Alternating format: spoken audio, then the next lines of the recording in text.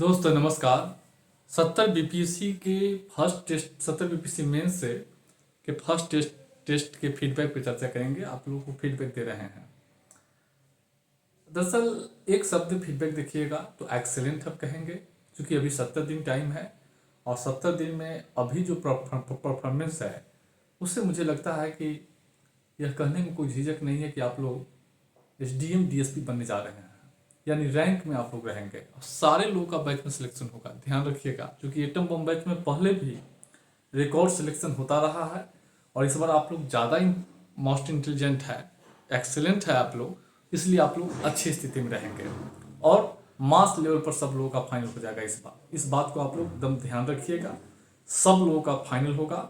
शर्त एक ही है कि जो पीडीएफ है उसको बार बार आप लोग रटिए, बार बार रिविजन कीजिए, एडवांस तैयारी हो जाएगा और सबका फाइनल होगा। और हम जो मूल्यांकन करते हैं वो एग्जामिनर जैसे मूल्यांकन करता है वैसे मूल्यांकन करते हैं। जिन लोगों का 24 नंबर दे दिए हैं वे लोग आश्वस्त रहें, जिनका 24 से कम है वो 24 तक पहुंचने का प्रयास करें, सिलेक्शन होना तय है।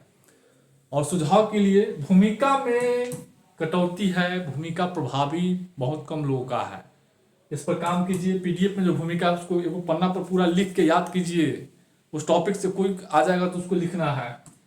दूसरा है, क्वेश्चन की डिमांड को सब पकड़ रहे हैं, उसमें कोई परेशानी नहीं है, तो डिमांड में कोई दिक्कत नहीं है, सब क्वेश्चन को समझ रहे हैं कि हमको लिखना क्या है, तो इसमें कोई दिक्कत नहीं है सब लोगों को। क्लियरिटी सब लोगों का ठीक है, मुझे लगता है मार्जिन सही ठीक है, मार्जिन पकड़े हैं आप लोग। मैप में कटौती किए हैं, जैसे कृषि संकट है तो कृषि संकट की मैप क्यों नहीं बनाए आप? मैप बनाइए, बागवानी क्षेत्र का मैप बनाइए, बिहार का एक मैप भी बनाना होगा आपको।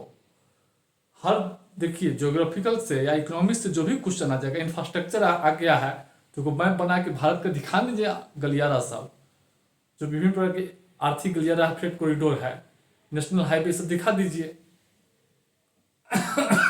डायग्राम ठीक है, जहां भी 2 से अधिक पॉइंट हो, 2 या 2 से अधिक पॉइंट हो या 1 से अधिक पॉइंट हो, 2, 3, 4 पॉइंट, 5 पॉइंट हो, सबको फ्लो चार्ट में दिखाइए पहले, उसके बाद उसके नीचे व्याख्या कीजिए।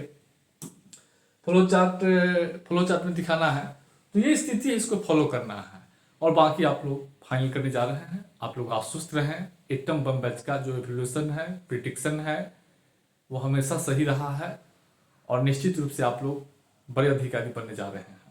बस एक ही है कि आप पीडीएफ बार बार रटिए, सब चीज आपके पक्ष में रहेगा। एक क्वेश्चन तो आप लोग गलती कर गए हैं, कार्यपालिका की विधि निर्माण की शक्ति, ये क्वेश्चन मोस्टली लोग गलती करेंगे। देखिए, भारत में इस क्वेश्चन को लिखने के लिए पहले भूमिका आपको लिखना होगा। अब भूमिका या तो इसका ही लिख सकते हैं, नहीं तो इसका लिख सकते हैं।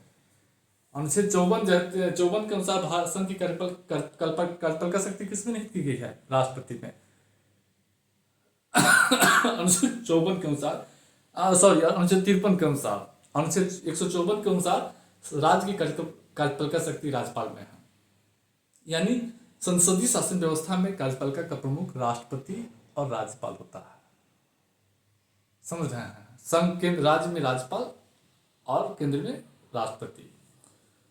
तो आप उससे भी लिख सकते हैं कि अनुच्छेद 53 के अनुसार अनुच्छेद 53 में संघ की कार्यपालिका शक्ति राष्ट्रपति में निहित की गई है, अनुच्छेद 154 में राज्य की कार्यपालिका शक्ति राज्यपाल में निहित की गई। कार्यपालिका प्रमुख होने के नाते राष्ट्रपति और राज्यपाल दोनों को कानून बनाने की शक्ति है और उसके बाद आंसर शुरू कर सकते हैं। लेकिन अगर ऐसे नहीं लिखते, आदर्श स्थिति में लिखिए, भारतीय संविधान के अनुच्छेद 13(3) में विधि निर्माण की परिभाषा दी गई है। पहला, भूमिका। भारत में विधि निर्माण की संस्थाएं 3 है, विधायिका, कार्यपालिका, न्यायपालिका। तीनों कानून बनाता है भारत में। सुप्रीम कोर्ट के आदेश अपने आप में कानून होता है। लिखने के बाद नीचे आ जाइएगा, अब लिखिएगा कार्यपालिका की विधि निर्माण की शक्ति। राष्ट्रपति अनुच्छेद 123 के तहत कानून अध्यादेश जारी करता है, राज्यपाल 213 के तहत अध्यादेश जारी करता है।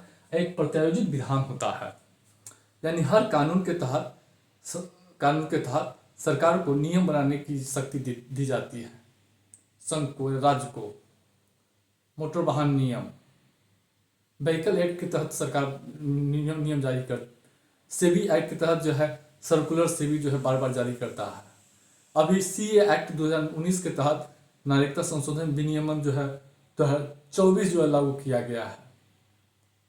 तो जो कानून के तहत नियम बनाने की शक्ति जो है सरकार को दी जाती है वो प्रत्यायोजित विधान होता है।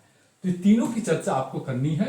चर्चा लाइन में इसकी चर्चा कर दीजिए, थोड़ा सा महत्व दिखा दीजिए, आंसर तैयार और निष्कर्ष लिख दीजिए, कुछ कमियां चर्चा, एक दो कमी पर चर्चा कर दीजिए।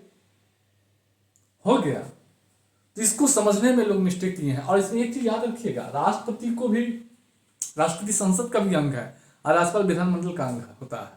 तो अंग होने के नाते क्या होता है कि कोई भी कानून तभी बनता है जब उस राष्ट्रपति और राज्यपाल को मंजूरी मिल जाती है। तो विधानमंडल के अंग होने के नाते मंजूरी देता है, कार्यपालिका के प्रमुख होने के नाते नहीं देता है। समझ रहे हैं? तो आप चाहे तो अगर मान लीजिए आपके पास जानकारी नहीं है तो उसको लिख सकते हैं, नहीं तो आप छोड़ सकते हैं। समझ रहे हैं? लिख सकते हैं चाहे छोड़ सकते हैं। तो लिखिएगा, इसमें विधि को मंजूरी लिख दीजिए, विधि की मंजूरी लिख दीजिए, तो और पॉइंट आपके पास बढ़ जाएगा। तो उसको भी लिखा जा सकता है। तो इसी आधार पे आपको आगे बढ़ना है और इसके बारे में लिख दीजिए 55 शब्द, 55 लाइन, हो गया आंसर। तो इसमें जो है मुझे लगता है कि सब लोग जो है प्रॉब्लम मतलब नहीं लिख पाए सही से।